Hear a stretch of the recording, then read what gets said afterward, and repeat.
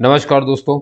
आज हम जिस वैकेंसी के ऊपर बात करने वाले हैं उस वैकेंसी का नाम है Indo Tibetan border police force में निकली हुई कांस्टेबल ड्राइवर की भर्ती। है ना। ये जो आप देख रहे हैं यहाँ पर कांस्टेबल ड्राइवर, है ना।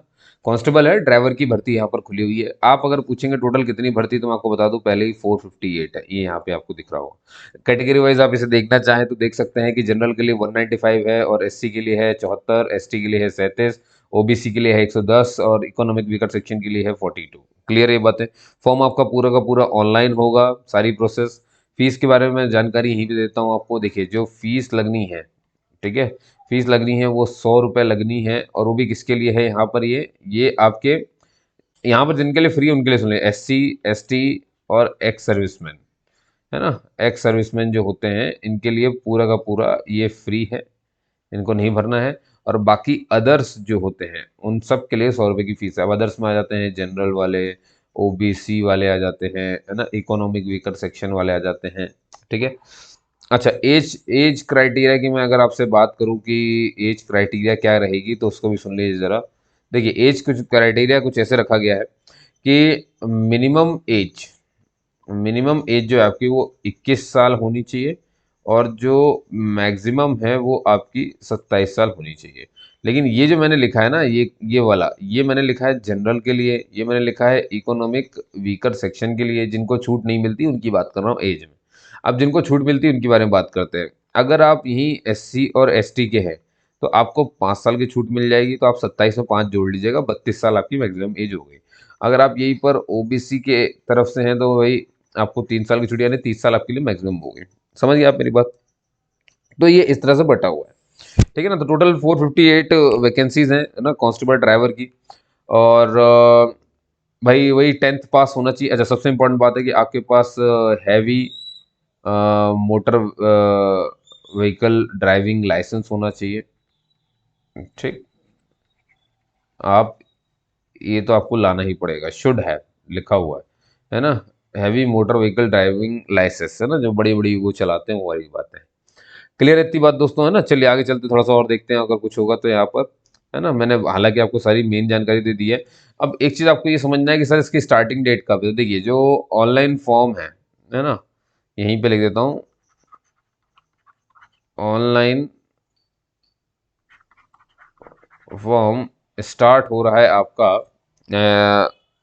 27 जून 2023 से, और इसकी एंड डेट है 26 जुलाई 2023। समझ गया। तो फीस ये रही, ये एज क्राइटेरिया है, ये कब इसको भरना है, क्या करना है, और आपके पास क्या मस्ट है वो मैंने बता दिया कि बिना इसके तो काम बनेगा नहीं। और आपकी एजुकेशन क्वालिफिकेशन सिर्फ क्या मांगी गई है, 10वीं, है ना। चलिए आगे बढ़ते हैं, थोड़ा सा और समझते हैं। अच्छा, एक चीज़ और मैं बता दूं आपको आगे बढ़ने से पहले, वो ये है, अगर आप किसी भी तरीके का छूट ले रहे हैं, है ना, चाहे आप S C, S T, OBC ये सब में किसी कैटेगरी में आते हैं, तो बड़ी बात है आपको अपनी कैटेगरी का सर्टिफिकेट आपको दिखाना पड़ेगा। क्लियर बात है। एस सी है तो S C certificate, S T है तो एस टी सर्टिफिकेट, ओबीसी है तो आपको मालूम है कि ओबीसी भी दो तरह के होते हैं, क्रीमी लेयर और नॉन क्रीमी लेयर। तो आरक्षण जो होता है वो नॉन क्रीमी लेयर को मिलता है, तो आपके पास वो सर्टिफिकेट होना चाहिए। इकोनॉमिक वीकर सेक्शन के पास इनकम एंड एसेट सर्टिफिकेट होता है, वो होना चाहिए, वो उनको दिखाना पड़ेगा। ठीक है। और इतनी सी कहानी थी। अच्छा, अब एक महत्वपूर्ण बात मैं आपको ये बताना चाहता हूँ यहाँ पर कि आप यहाँ ध्यान से देखिएगा कि ये जो है ना, ये इसका नोटिफिकेशन, अभी ये शॉर्ट नोटिफिकेशन है। अभी इसका नोटिफिकेशन कल आने वाला है। आज तो 26 तारीख है, मुझे तो वेबसाइट पे दिखा तो मैंने आपको बता दिया। कल इसकी डिटेल में वेबसाइट आ जाएगी, पीडीएफ आ जाएगी, तो मैं उसके ऊपर भी वीडियो बनाऊंगा, आपको अच्छे से बताऊंगा। पर अभी आपको ये सुनना है ध्यान से कि ये जो कांस्टेबल की वैकेंसीज हैं, ये ग्रुप सी के अंदर आ रही हैं। ड्राइवर की पोस्ट है पूरी, नॉन गेजेटेड है, सीधी सी बात है, नॉन मिनिस्ट्रियल है, और सबसे इंपॉर्टेंट बात ध्यान देंगे, ध्यान से, टेम्परेरी बेसिस पे है ना। लेकिन आगे सुनना जरा ध्यान से, temporary basis likely to be permanent in ITBP. अगर आपने बहुत अच्छा काम किया तो आपकी परमानेंट जॉब हो जाएगी। ठीक है। ये तो देखो पीडीएफ में बहुत सारे लोग नहीं लिखते, इनने तो पहले से लिख करके रखा है। इसका मतलब ये है कि आप भैया ट्राई करिए। अगर बहुत अच्छी नौकरी करी आपने, भाई बनी बात है, आईटीबीपी, आईटीबीपी का मतलब ही होता है Indo Tibetan border police force.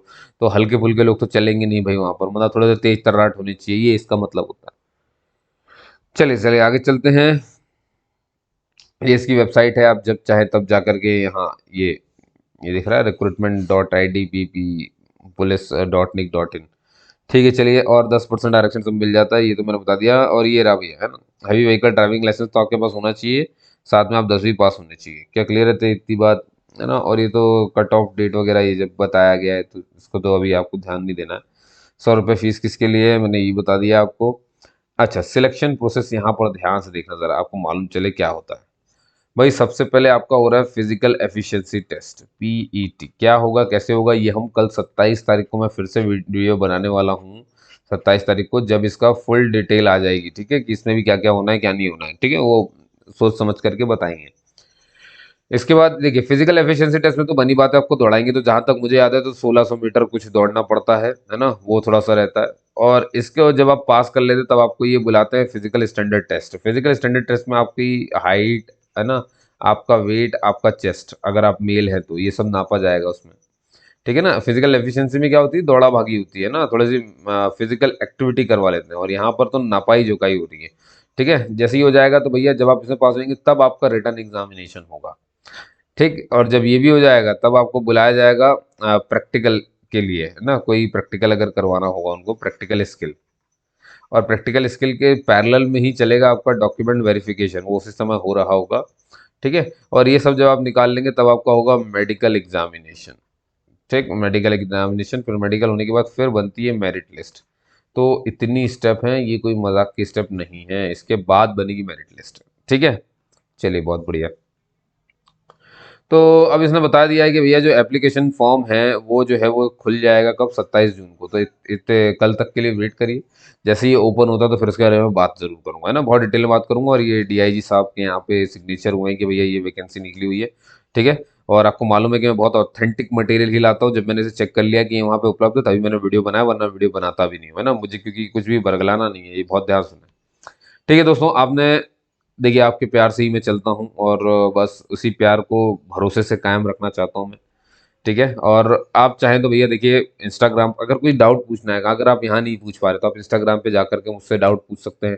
Facebook में जाकर के आप मुझसे डाउट पूछ सकते हैं, सेम नाम से सेम चेहरे से मैं आपको मिल जाऊंगा, परेशान ना हो। लेकिन हाँ, लिंक भी मैं दे दूंगा डिस्क्रिप्शन में, तो उसके लिए भी आपको परेशान होने की जरूरत नहीं है, ठीक है दोस्तों। तो आपने मुझे सुना उसके लिए बहुत बहुत धन्यवाद। मिलते हैं हम अगले वीडियो में, तब तक के लिए जय हिंद जय भारत। और चैनल को सब्सक्राइब करना ना भूलें अगर आपको इसी तरह की वीडियोस चाहिए और आप चाहते हैं जल्दी जल्दी आपकी नौकरी लगे, क्योंकि मैं इसमें सब चीज़ें बताता हूँ, चाहे वो टेम्प्रेरी हो चाहे परमानेंट नौकरी हो, चाहे टेम्प्रेरी से परमानेंट होने की गुंजाइश हो चाहे टेम्प्रेरी से परमानेंट गुंजाइश ना हो, है ना, या स्विच करते रहना पड़ जाए, ऐसा कुछ है तो ठीक है, जैसा भी है मैं वो जरूर बताऊंगा आपको। तब तक के लिए जय हिंद जय भारत दोस्तों, मिलते हैं अगले वीडियो में।